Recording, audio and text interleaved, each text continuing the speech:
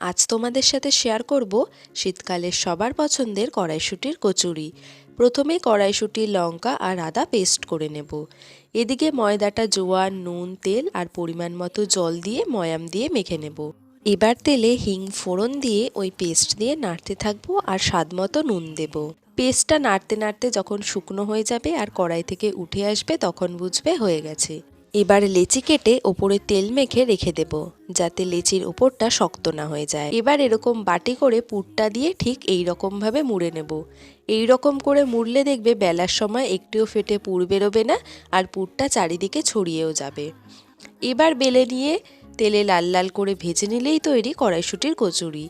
আমি সার্ভ করেছিলাম নিরামিষ ঝাল ঝাল আলুর দম দিয়ে। তো রেসিপিটা কেমন লাগলো জানিও। ভালো লাগলে লাইক, কমেন্ট, শেয়ার আর চ্যানেলটা সাবস্ক্রাইব করতে কিন্তু ভুলো না। আলুর দমের রেসিপিটা দেখতে চাইলে কমেন্ট করে জানিও। বাই।